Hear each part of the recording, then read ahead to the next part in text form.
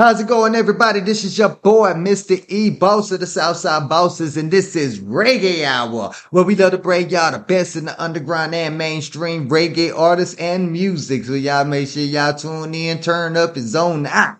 We want to ask y'all already to hit that like, follow, and subscribe button. If you ain't found us on your favorite streaming service, then you're slacking on your macking and slipping on your pimping, because you know we bring y'all some great interviews, and tonight we got a great interviewee.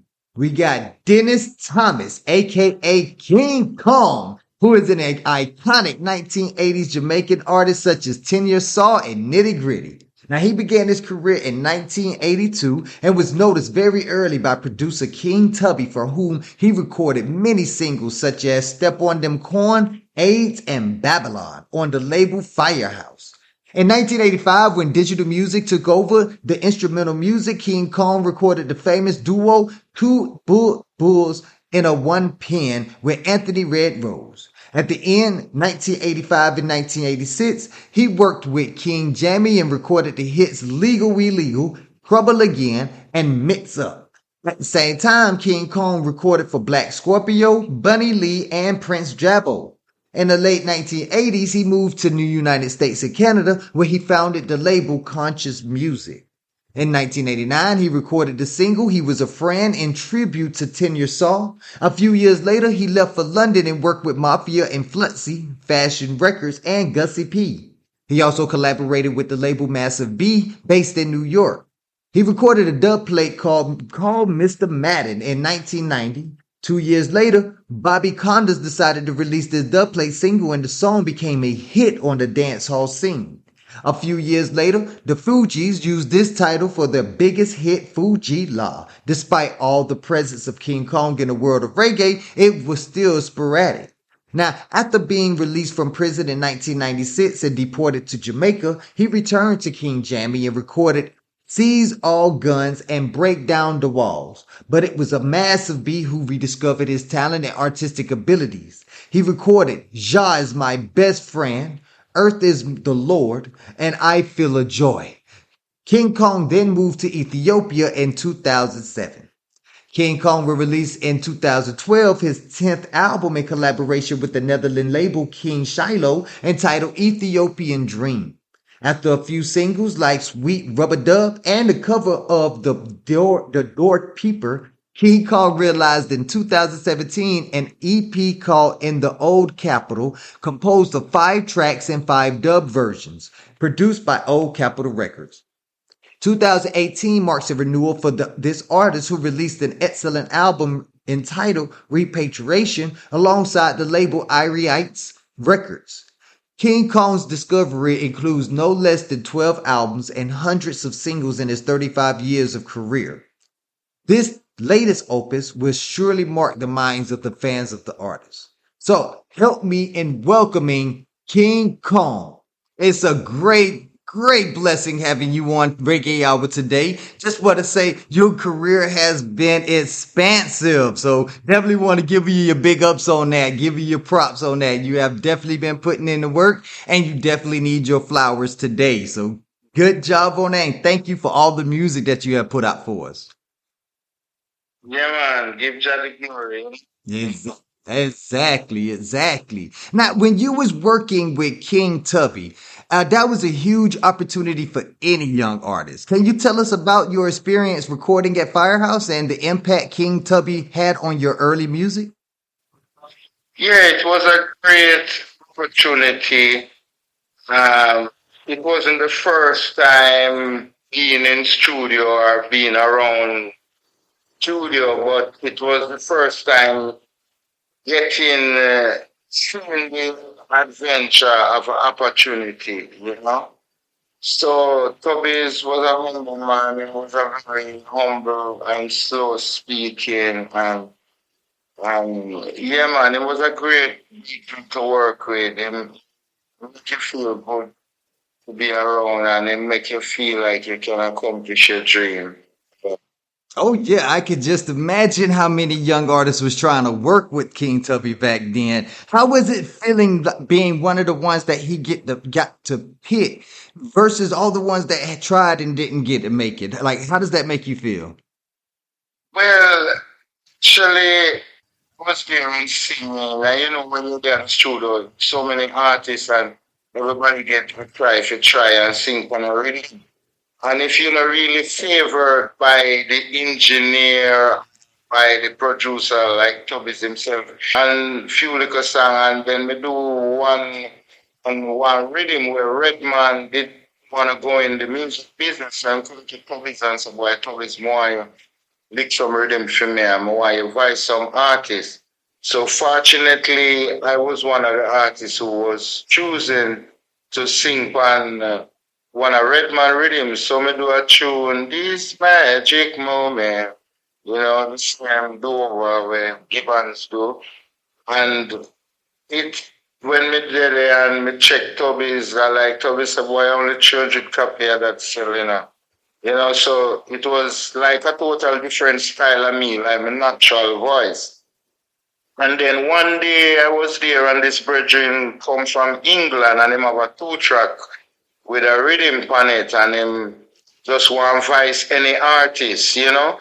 So I was singing a song where we have a little melody. Sensimina is walking and Sensimina is talking. But at that time, Tenor Saw ring the alarm and one of them sang it out. One. I don't think it's ring the alarm. Another first Tenor Saw we could promote. I'm not sure. So that melody was in the ear. So I was doing my Sensimina is walking. And then the guy loved it. So I voiced it for the guy. And then the guy went, you know, mix it, and you know, I think I get $100 or something like that. So when it mix now, Tubby's coming in the evening, and the mix of it was playing. Ego was playing it, so Tubby's walking, and I go in my office and stop and look towards the left and say, "Wait, Tenor Saw was here today," and everybody said no. And then him go in and him say, so who is that there? And them say King Kong. And him continue going to him office. Never say nothing. And then a hour, a couple hours after, them say Tubby's call me. And then I go to the office and him just give me a tape and him say the number, like him said the number 6 track, give it to Ego and I want your voice on it. But I don't want your original style. I want this style what I hear you singing now. So when I go in there and put in, and people put in the rhythm, it was the struggle up. So coming in my mind was a dream I had, you know. So I just started singing. Someone step on my car and never tell me sorry. And, you know, the whole place just turned over from that. And actually that song is big history because while I was singing it, it was a one cut. And when I come out, I see everybody on the floor, you know, and them I say them gone, and me I say, wow, you know. So while me I sing, gunman come in and juke down the studio and rob everybody, give them money. But me belly I sing serious, so them think maybe I just the paper play, you know. So it was a big history, and the song that become a hit, you know, Barry G, the boogeyman, really to the world, yeah. Yeah, man, that sounds like a grand origin story. So let me get this clear. You said because it was because he came out looking for Tenor Saw, didn't see Tenor Saw, so that's how you got ushered into the office with King Tubby? Yeah, no, I said I think the style that I sing that song on it's like a tenor melody Ah, here, you know. So at them time tenor have this song out, uh, pumpkin belly, ring the alarm, one of them.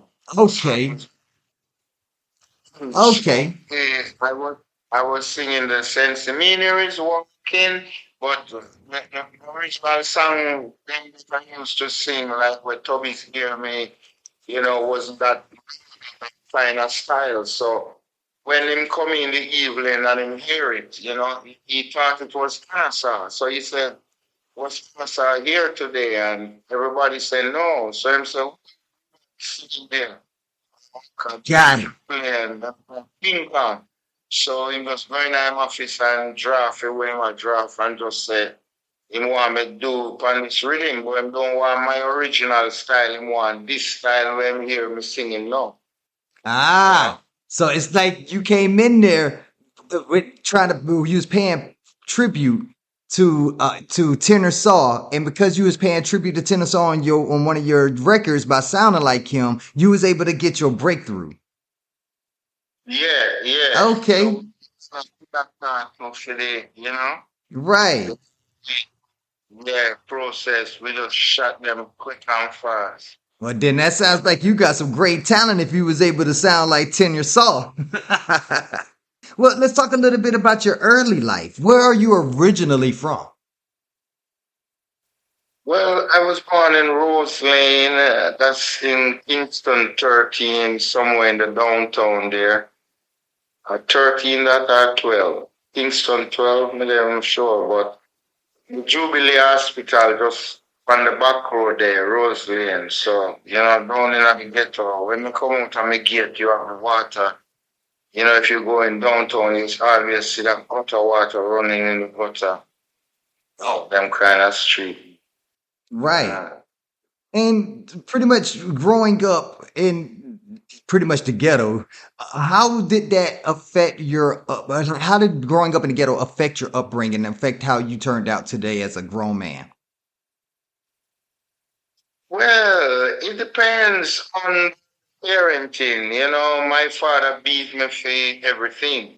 I used to get whipping, waking up.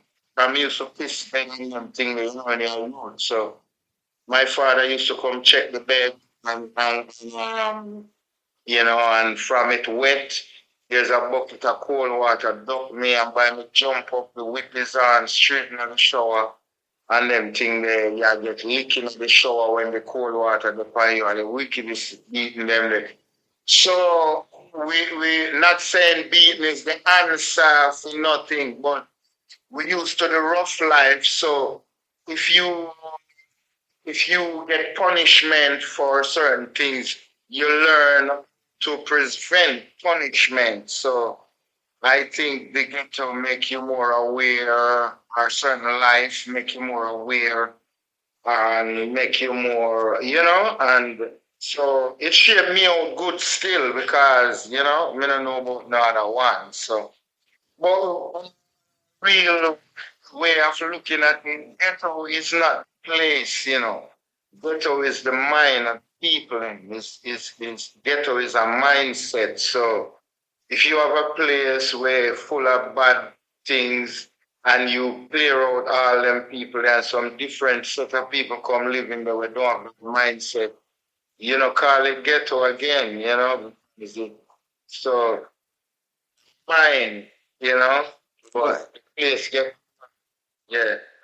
No, you definitely are right about the ghetto being a mindset because you can move into the richest, most beautiful neighborhood, but if your mindset is ghetto, then you won't actually be able to continue to the upkeep of this beautiful, rich neighborhood. Is going to turn into the ghetto. And by Yeah. having that mindset, being placed in that mindset at a young age, how did that grow into your to social activism or you taking on social issues? Well, before you start trying, it's gonna be that way. So you find so that you may find yourself in a little more problem because you never get to experience a certain things. But after traveling, meeting the world, as I said, the world is the same everywhere, and people are the same everywhere. And it's just love that make the difference that in that person, Oh it yeah. be it shape you into a more stronger and a different person, and you can live with anyone and live around anyone, and their way of life or their belief or their personal whatever doesn't matter to you.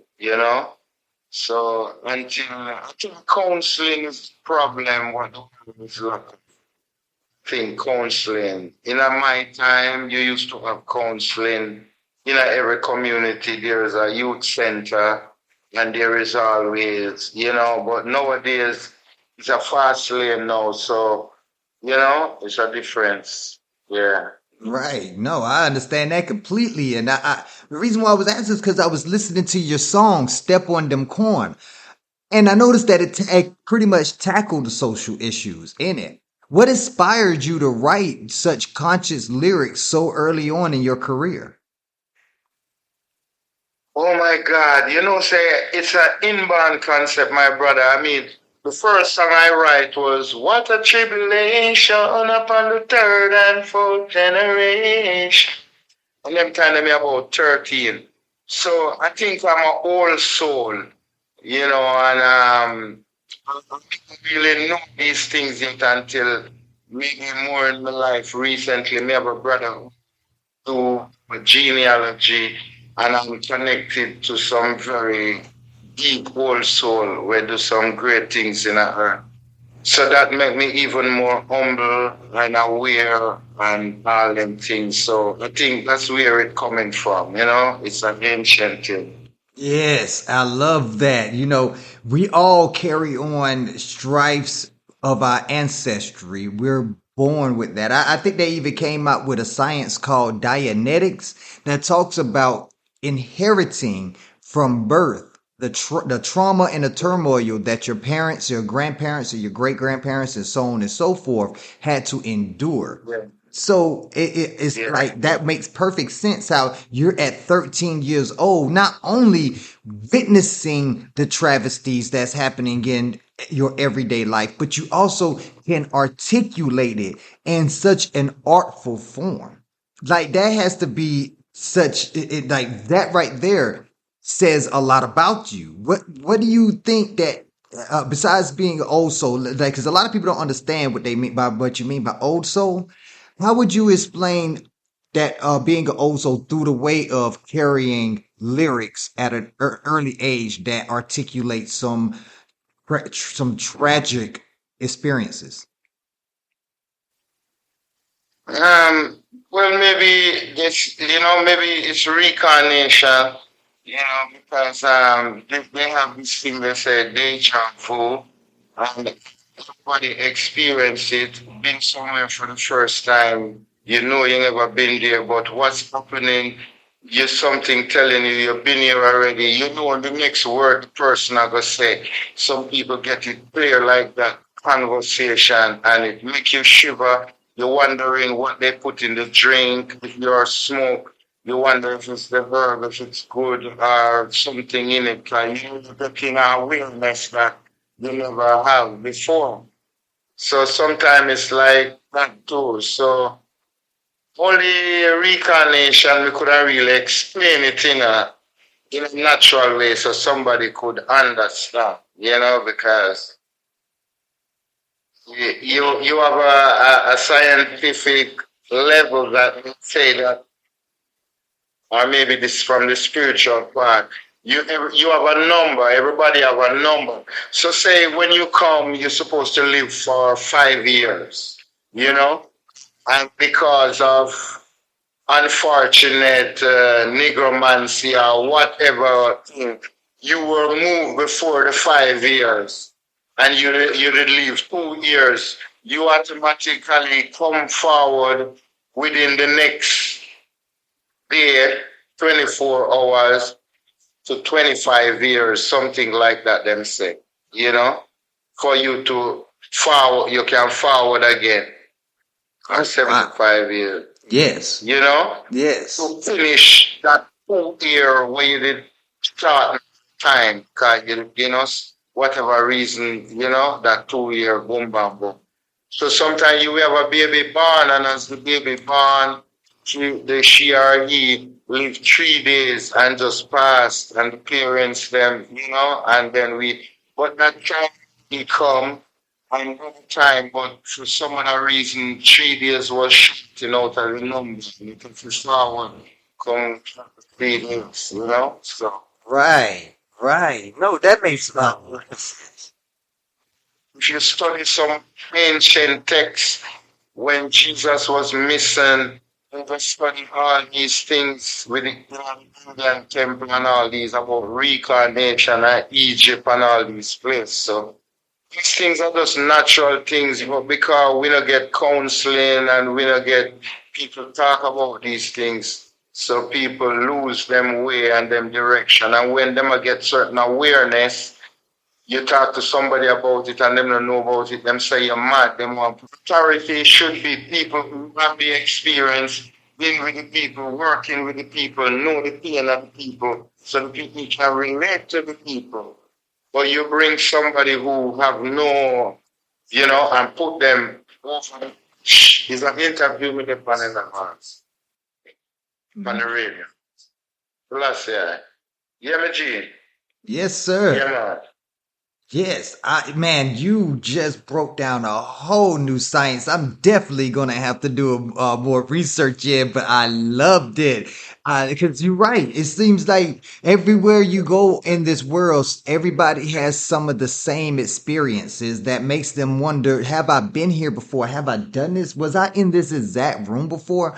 And people see people and be like, on the other side of the world, never step foot out of their own little town, take one trip and go across the world and see somebody who has never stepped foot out of their town, but you recognize them. And not only do you recognize them, they recognize you. You end up having that. It's like you pick up right where y'all left off, wherever y'all left off at, even though you don't have any recollection of actually leaving off with this person. So I can definitely see why we have people who come forward and say, no, this is not how life is supposed to be. We're supposed to be living a completely different life. But yet I'm over here living this, and this is not how it was the last time I was here. Yeah, man. We're supposed to be one bunch of flowers, brother, and then you then see the mystic of everything. But everybody just against each other. If I don't know you, I don't care for you. And some of the time it's your family you're passing, because you don't know the bloodline, You stand up with your blood every day and you even work together and you don't even know that is your blood. But by the spirit you connect to this person and it's a long lasting friend or what. But if you ever do your genealogy, you'd surprised to see that the bloodline mixed with this race, mixed with that race, then go into that, blood carry its DNA. So no matter who it go into, it leave the stamp that we mingle together. Yeah. Exactly. I feel that. And, after I listened to Step on Dem Corn, I was also listening to your song with Anthony Red Rose, Two Big Bull and a One Pen, excuse me. And did you feel like y'all had a connection there before, or how did that come about? What was the creative process that worked? Well, that was a little friction. I mean, we were in one camp, but we go to England together, and we get what you don't call it, some little dispute. So, still in England, and Red Rose come down before me, and running out, talking a lot of things. And so I say, all right, when we come to Jamaica, me deal with it. So when we come now and see him now, that was it. Boom, bam, boom. So then Tubby's come one day and say, listen, the two of in a one camp, and the two of just make the mark now, and this is what the world want to hear. King Kong and Red Rose are fight, because remember Tenor Saw was there and they were friction, like, not really friction, but when you're a rival, it will bring, Right. So it was this mashup. So then Tubby said, listen, we're not going to work on a song. So I write the song, Two Big Bull in a One Pen. It was my idea, Yeah. When somebody read was part, it was me. This is not a shot. This is not a surprise. Never fat. No, that was different tune. Fat thing. Yeah. So yeah, man. That's how that come along. It was a song to bring peace. So we are two big bull in a one pen. Sing for enemy and sing for friend. Two big bull in a one pen. King Kong and Red Rose come to kill and problem. And Yes. Hey, yeah. it was funk. I love that song, man. It was, hey, but y'all know y'all missing out on big opportunity right now. Right now, y'all could be dropping something like King Kong versus Godzilla or King Kong and Godzilla or something like that and reconnecting and drop another collab together. Well, Now that concept would really have a lot of talk about it, because now the music gone in a level where the words where you use, you know, everybody about, the slang different now. So to right, use that, so we are two people in a one thing, and this time now, it would be not a controversy. right. So if y'all did another song, it would show y'all progression on how y'all was able to grow into Yeah, yeah. So that's yeah, you hey, that still sound like a good label or a good song I love to hear. yeah, man. Now, with the music scene changing in the mid 80s and with the rise of digital music, how did you adapt your sound to keep up with the times? Say I'm gifted for all genre of music. I sing jazz, I sing blues. You just give me the rhythm and I put what the rhythm sing to me. Okay. So if you listen back, even the song I'm going to sing big time is now them ready. Digital, digital, dancehall, fee Marshall. It's digital world now. Digital over here, a digital over there, a digital around the thing, yes, next year, digital. So it's like me was ahead at the time. You was what me I say. So me have the genre for all set. Even this little thing with them come with trap. I mean, it's tone, it's just the tone of the real thing. It still have a sound, and sometimes even find say me just fly me upon it like one of them kids somewhere. So and just the genre, and the generation gap. If you're an artist, you have to think Bob Marley tell us about the generation gap. Right. And that's it. You have to ready for the gap anytime because you have to deal with all generation once you're up and kick in. That's you right about that. And being able to stay versatile, especially amongst the times, is a very key aspect that any artist should have in a repertoire. Now, when you was working with producers like King Jammy, Black Scorpio, and Bunny Lee, did you learn how to stay versatile with them, or did you bring versatility to them? Well, you see, for them, I come out of one of the best school in music because I was with Family Man. So when I met Bob Marley 78 or 79, when I was about 16, 15 and a half or somewhere there. So I used to clean out the rehearsal room, and why me never really be a bass player because Family Man every time I have bass, he said that's not your plaything, you know. But the keyboard, me used to try a little thing funny, but me was more one sing. So me do a fortunate thing for Family Man on them 2 track and 4 track. I don't know where them tape they go. Come here, always a sing. So I think that's where I get my versatility from Family Man because he's a man who play every instrument and he will just set up everything and him a play on the keyboard and me a sing and me not stop till him and Yeah. and him, yeah. So I think I get that from I used to rehearse on the riverside with culture them from them what gigs I take audition.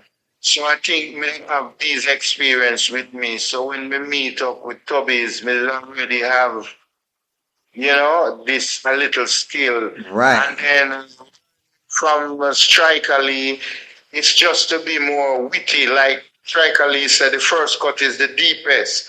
So it make me want to miss for the first time. I want to get it right. So me have it in my mind. So even if me did have something in my mind, I'm read 3/4, I may not have no other lyrics. Or if me make a mistake and say a word where it's not in the line of the song, me have to go make a line for that. So if I say she was trembling, and then when we come down, we say, but I don't know Don't know what to say about you. You are so, me have to just find something I can't stop. So I think me get that from Striker. Oh, The yeah. witty and straight ahead and can't give up and can't end it. Cause them man they a one cut, sometimes one track, and the musician them I go down on one track, and and you as the voice and harmony on one track, and a two track thing, and you have to can't stop. So I think me get that to make the mind while you are sing, you are next line a come, or if you even say a word, you have to find you thing to that word to make it into a sentence. So yeah. Well, hey, I'm saying every mistake is a beef steak himself. So yes. yeah, but you're I like that. I like that. Well, your past has already showed that you have been very successful at that, staying versatile and keeping up with the times and it growing in your own brand. So much that right now you even have your own label, Conscious Music. Now, what motivated you to take that entrepreneurial step? well, conscious music. I think I take that from Junjo because always would like to be a producer, yes. But when I see Junjo lads as a young youth, him give me the inspiration. Cause him advise every singer what you can sing. Like him come to clean up the whole of Jamaica, me as to blow or someone I like to be. So when me really kind of busting on the music, me did just a go so boom and Striker did give me a tape and me did start like that. Striker give me back. Striker brother. Striker give me back two song when me did sing for him on a 24. And me start just do things Mafia and Fluxy, Firehouse Crew. Me start Vice, enough artists me did Vice. But then you go into the business, I try getting out the business and I mean when we do the Tenor Saw tribute it was like 1980 something 1989 or whenever it was. So then we press 500 12-inch copy and we take it to Mr. Palmer, Jetstar. And in 2 weeks it finished. So when I go back there and I said, boy, Pope, and I said, boy, the thing done, you can come to you the money. But I said, no, it's not the money, it's finished. All right, mate, how much you want me to carry? So me think he must say, carry another 5 or 1,000. He said, wait, man, wait, I will tell you. So when we hear from the show, these people are refresh back your thing, so that really break the heart kind of just, Right. yeah. No, I understand that. I do. I Yeah, understand that man. completely. But you mentioned when you had your tribute to Tenor Saw, he was a friend. Like, how did you know Tenor Saw and how did he influence your music?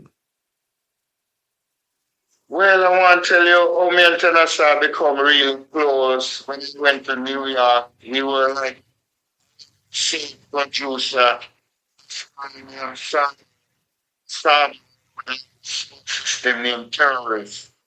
So Sam like our style and him keep shows with us and then him take us to the studio so we do some songs combination for something like that and that's how me and Tenasa become friends and we start up and down him to have a bike and me and him ride up and down at daytime and we shows together and it was a really great loving kind person and so that's how the bond between us from, a brother. Then Okay. I went back to England and when I was in England,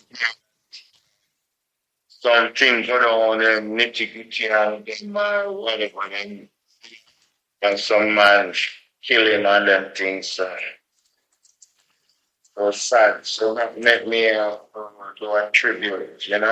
Right.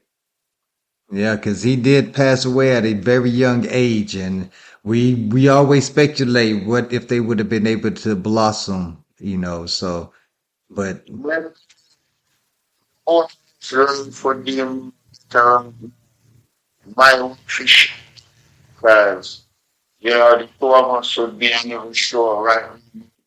then, well, our hearts do go out to him and his family, and we, right? Yeah, but the way that you've carried on his legacy for him, I can actually say you've done an immaculate job on that. So I just want to say keep that up, and keep that going. Even doing interview, man, people feel like, man, oh, me, me a big man now, me a life. Admit to all what to admit and what not. Right. Me said, why you say you was being reported and you was being this, but we see none of this on Mm. your name here, and none of this, and none of this, and none of this. So, you say, oh, well, I don't know, because at the time, I didn't give a wrong name still because, I was overstayed, so I wasn't given my right name, so I used this name. Then we swear we're not giving you, I, Right. what, I'm going to see my daughter, it's her 16th birthday, and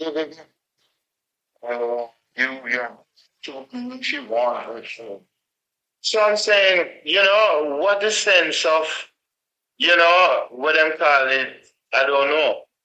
And you speak the truth, even though you not see it, because maybe your sister not have it, but yeah, say, yeah, you want it.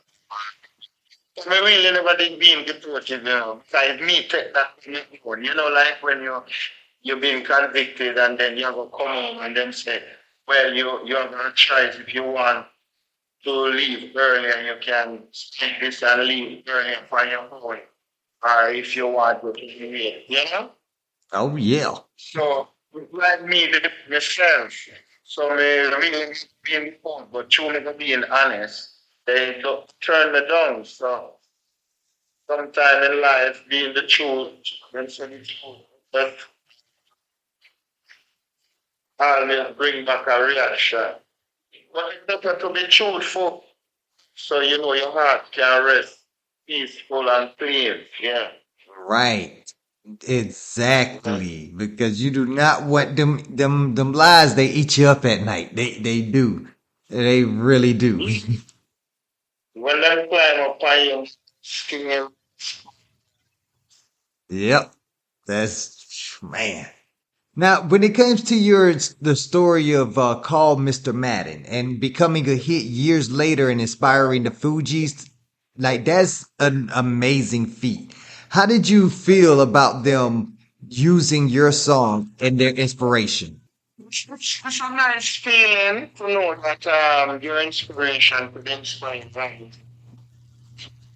Even though this song wasn't a 45, it was more like for a double, like killer song. So you could, he was feeling the force that coming from you to defeat another song. So in his song, he have this military thing in it, so you feel it was the right thing. So it makes you feel good to know that the inspiration, inspire big hip hop icon. Maybe at the time it wasn't an icon, but now it is. Sound and to make you a part of it, You feel good even though you don't get nothing from it yet. So I hope one day all them blossom they will come out. Right. That and it's one of those things where you have that positive impact on something and someone, and that's and that's what we all crave to have for a little bit. You know what I'm saying? And after some challenges, you ended up reconnecting with King Jammy. What brought you back together? All about that question. Like we still on white men. If you ever believe this, let me tell you. The first hit them have, it was still my inspiration. I was the first one who do the song with King Jam and there was a four song clash. When Lang before him started singing used to keep four song. So keep one a Montego Bay with King Jammy's Black Scorpio and some other sound and a Montego Bay sound. So Jammy's wholly played for the dance. He do what same. Papa Johnny is a big sound. Papa Jammy is a star. Mm. And we went into the sound, far, far, far. We was a boom. Champion in the dancer, killing a sound boy with the play. Killing a sound boy with the, and then Yes. Johnny had burned it over to no really made tack on to me, and then that's why them find and call Mr. Madden. Because remember they were on the radio at 97 with Jammer them and all that. So them find that too. And in 2007 in Tech Trouble again too, in Carnival Part 2, the album with him and Sizzler, the track Riot. Trouble again. Go listen it. So him really find me in our energy. So I think they live on me, really. Mm. Wow. Those were some like awe-inspiring songs too. So I can understand exactly what you said. Now, when Massive B played a key role in reigniting your artistic fire, can you describe your experience working with this label? Yes. When Massive B played a key role in reigniting your artistic fire, can you describe your experience with him? Oh, I'm sorry. Go ahead. But you just come out with this song, the this, high, so. And when really Massive come and call me that night, she for a bounty killer in a sea view that evil and so I'm going to combo with Bunty, come here, no problems to get a combo with the thing. So when Bunty come and get and I must say, wow, one way I said, I said, want me to do a combination, I must say, yeah, wait with tune and I said, trouble again, man, we can't run. I must say, oh, no, man, find a new tune, man, we can't go back there, so. So, and it's like him back in a place, do him, I do me out. So, me and some little man, I see a daughter up and down about 19 times. I say, boy, I feel like rumble jumbling, man, she just walk up and down. So I saw the inspiration come now and I start from this thing, this rumble jumble line. So the same night now, Massive V called me about 4 in the morning, like 3:34. I say, King Kong, I say, yes, what? Massive, and he must say, man, I'm up my anchor. You can hit me up. I have a meeting here, man. I want you to jump. And I say, yeah, man. I'm going to go, look, man. Luckily, me that one little ride, I'm going to reach up and slap it to a one cut and the world mash up again. So Massive B, trust me, really in the back on the road. Yeah. Mm. And yeah, man.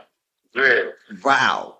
And see, that is like an amazing experiences because your career has just been like just inflamed with hit after hit, success after success. Your career has spanned over 35 years with constant stream of music. What keeps you passionate about reggae after all this time?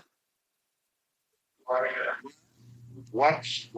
What keeps you passionate about reggae after all this time?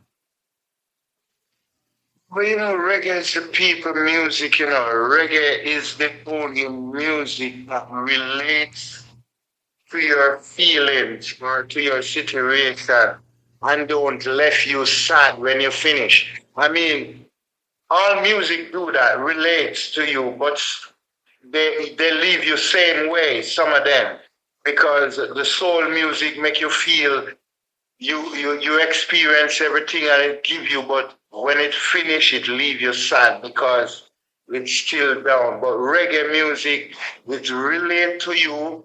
Then when you come out of that, you feel alive, like you can overcome that problem where you did have. So I think think that is what keeps reggae in the world so too. I think it's. I mean, only Bob Marley could give you the real definition because only Bob Marley, I think, is the real soul that express reggae to the limit what it is.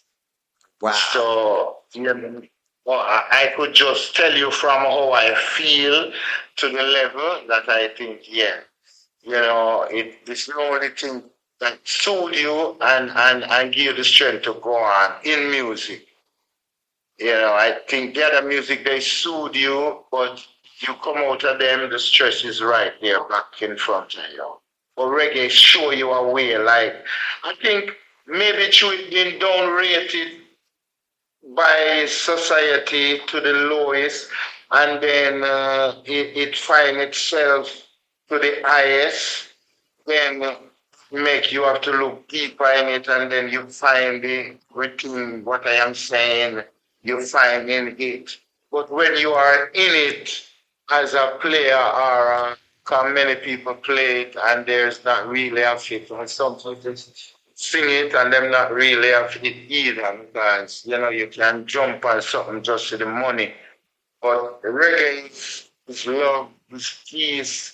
It's like Bob.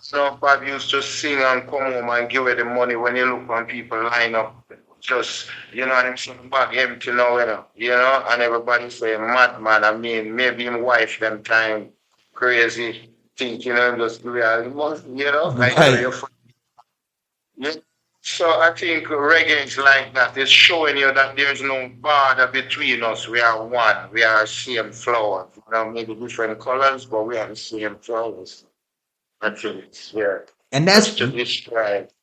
yes, that's what I love about reggae as well. It's just like, when you put that music on, you can cut the lights off, and no matter what a person look like, no matter what their skin complexion, man, no matter what their beliefs, no matter what their politics, no matter what their sports team is, you still going to be able to vibe with that person, and all Yeah. in all peace and love. That's what I love about reggae. Now, looking Yeah. back, what are you most proud of achieving in your musical journey? Oh. Well, I think it would be just meeting people, brother. I think meeting people, I think that it is that I can't talk about wealth. Some people may look back at wealth, so I can talk about meeting people. I think it is the best and the greatest achievement I achieved from the music is meeting people and seeing that everybody is loved when you are loved, and if you are hate, you are just hate.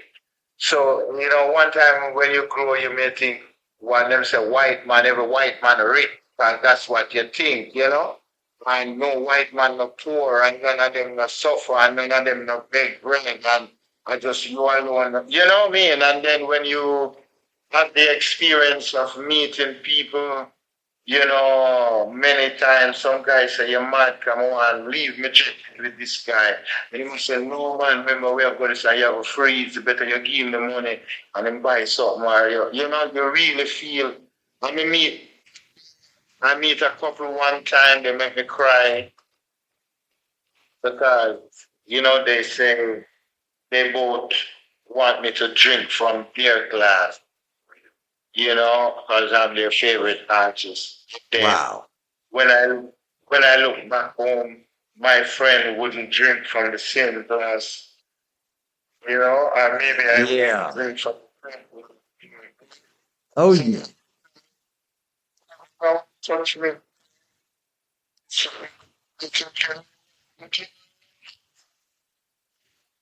That's beautiful. And just I wouldn't drink from the same cup. And you say you love, Right. They just make me cry. Wow. And see, those are the parts of humanity that people are so out of touch with. And then when they hear about them, for the most part, these people get judgmental instead of looking at the beautiful side. They don't see that. Yeah. And that's why reggae has to stay. It's been inducted into the Heritage Foundation by the UNESCO. So that is a great step in preserving parts of humanity that are trying to be wiped clean.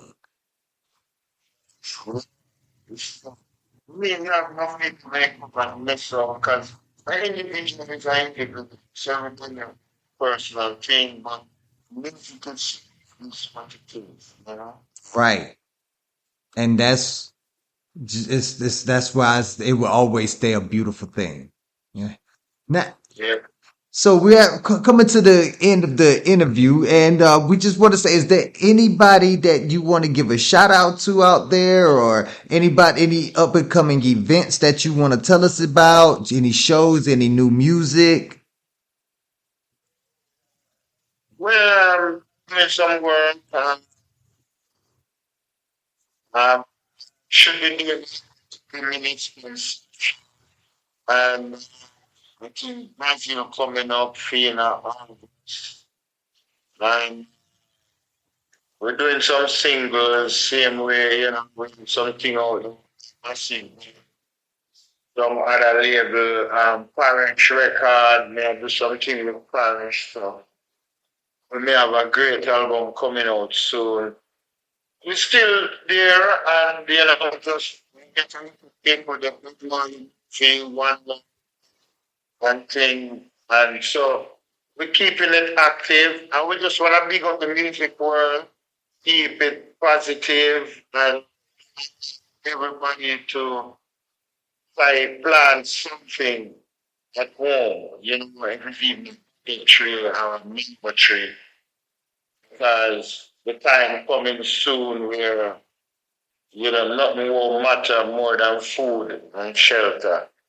So if we can find a way to try grow with food, would be good to, to try and avoid this genetic world that's coming soon around the corner. Right. So you can live a little more healthier. Yeah, you're right about that. This world is slowly changing into something synthetic, and Yeah. yeah. Already, man, King Kong, it was such a blessing to have reggae royalty on Boss Radio. We are so ecstatic that we got to have your story. And it's so awe-inspiring, hearing what all you have accomplished over your 35 years in the music industry. Like, so we just want to thank you once again. And, is any hold on one second. All right, so it was a great time having you on BOSS Radio's Reggae Hour. We got to get him a wonderful, awe-inspiring 35 years career in reggae. Man, that is such a feat that we've all tried to accomplish. You have done so much for this industry, so much for the genre, so much for the culture. We just once again want to say thank you for coming on here and sharing your story with us. Yeah, man. Thank you too for having me, and to all my fans, stay strong and stay sweet. God bless you all, and we hope to meet in the near future. Yeah. Yes, sir. Already, y'all, this is Reggae Hour on BOSS Radio, and that was King Kong, man. Y'all already know where to find him at. You go to sbcmovement.com, and you'll be able to find all his social media handles, all his music. You'll be able to listen to what 35 years has to offer for us as listeners of this beautiful genre and this beautiful culture. Y'all already know what it is. Mr. E, boss of the Southside Boss, is telling you to hit that like, follow, and subscribe button, and we'll see y'all on the other side. BOSS Radio, BOSS Radio, BOSS Radio, BOSS Radio, BOSS.